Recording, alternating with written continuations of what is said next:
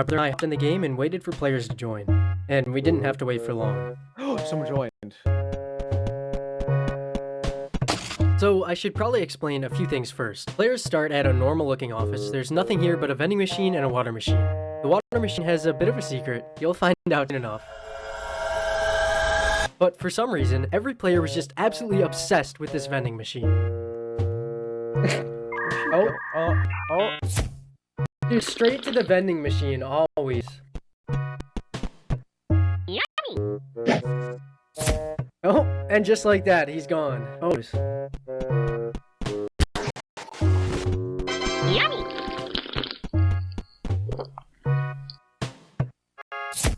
There's panic shelters around the map with any basic things a player might need. What are the panic?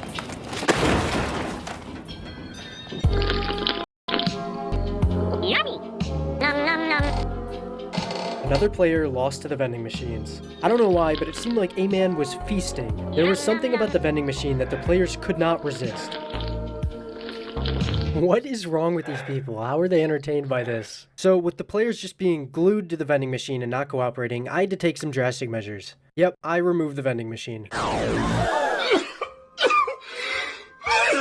I'm kidding, I could never. I just moved it to the other side of the office so players wouldn't see it as easily.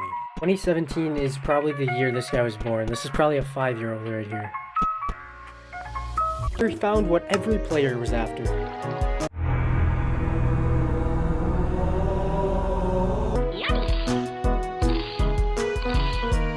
Of course he has to stop at the vending machine. Of course, you have to.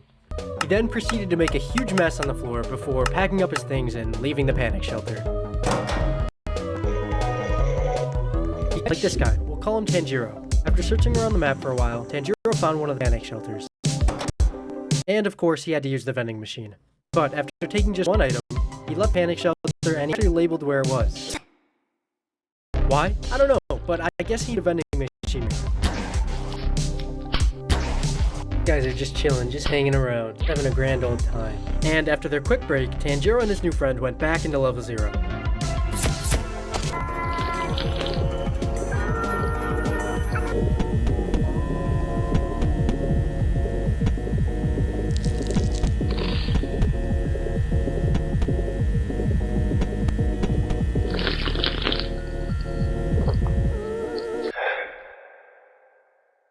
Yeah, this guy ended up stumbling across the panic shelter with the door lock. And right as he got there, he heard what was probably the last noise he wanted to hear.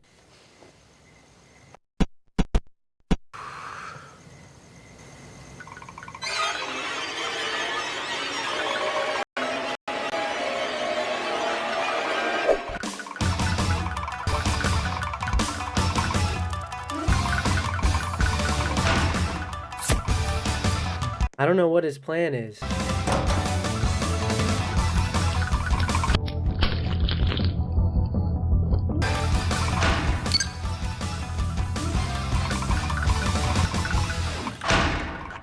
Locked 2 of the jaw creatures inside the room. It didn't last long though, because the next time someone stumbled across the room, the jaw creatures were nowhere to be found. I don't need it. I don't need it. At this point, I checked back on players in the office and they were still doing exactly what you'd expect. Seriously, something is wrong with these people. But when I checked back on random players at level 2,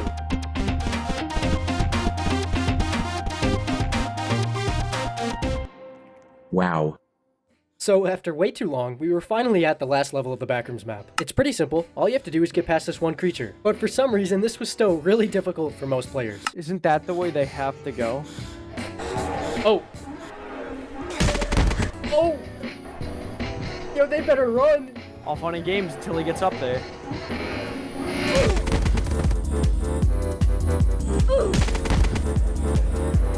Oh wait, there's someone else at the top of this.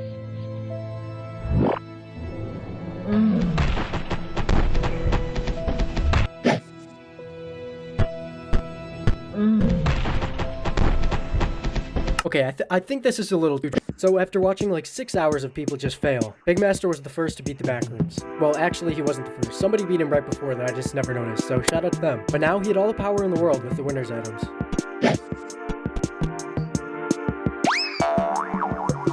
So him and the other winner flew around on magic carpets. His story's not over yet though, because he returned to the winner's platform and he grabbed a sword. Oh my god. It seemed like being back to the end. Yummy! Nom nom nom. And after beating level 0 again.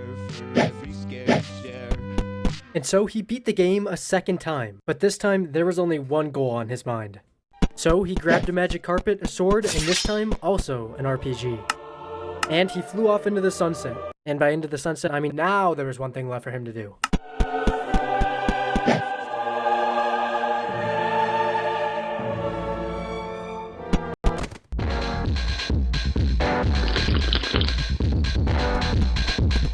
Don't you get anything from the vending machine?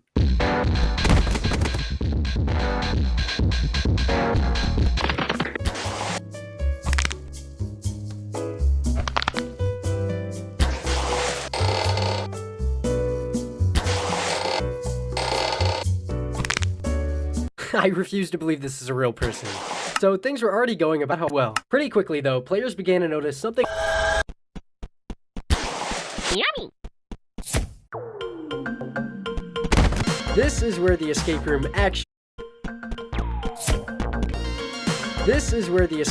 actually starts.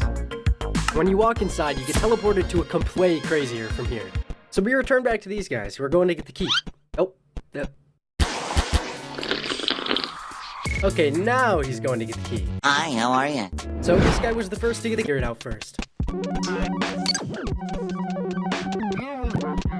Honestly.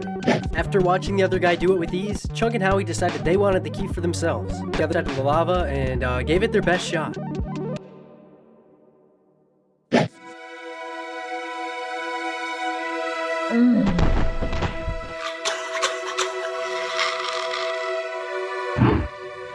How is this girl floating in midair? Are you seeing this?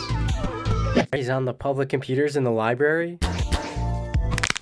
You look lonely. I can fix that. And even though he's really slow, he's actually making some progress. Really slow progress, actually. But he hopes of finding our next main character. Dude, look, there's so many people at the vending machine. What is Spooky Man doing at the vending? He's doing the vending machine dance. Players in the lobby were doing exactly as you'd expect.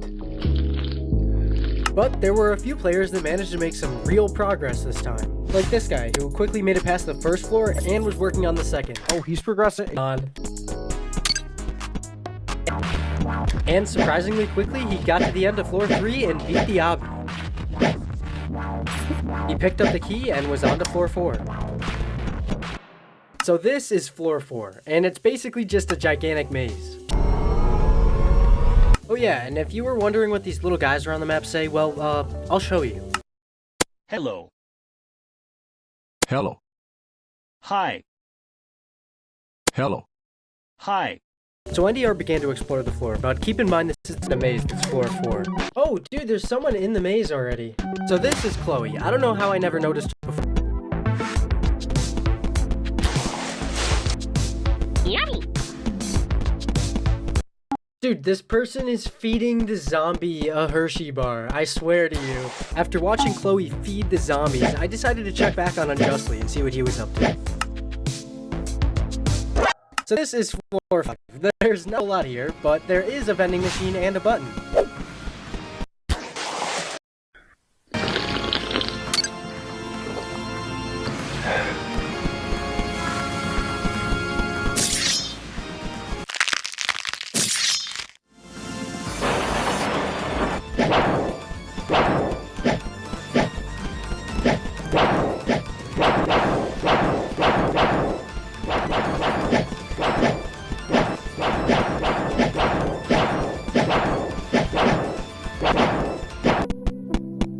They walked out onto the roof and arrived at the final obstacle of the entire building. This is the Ring of Fire jump, and the only way to get to winners is to successfully jump through the ring and land on the winner's platform. Unjustly had some other plans though. Yummy! Nom nom nom. Chloe, on the other hand, didn't want to wait, and she went for the jump. Sorry. Oh my god, there's no way. Yummy! So I decided to let these two be and check on some new players. And that's where I found it was a minor setback, but she was on her way back up. So while Razbel waited for her friend, she actually found the key to the manager room. So by the time her friend made it back up to floor 4, they were ready to progress. Oh my god. Okay, well that was really unlucky, but Sprite waited for her friend and then they were off to the manager room.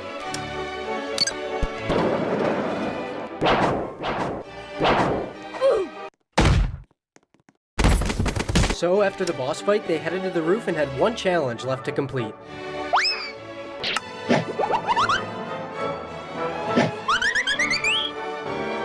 Yeah, to be honest, I had to do it all over once more.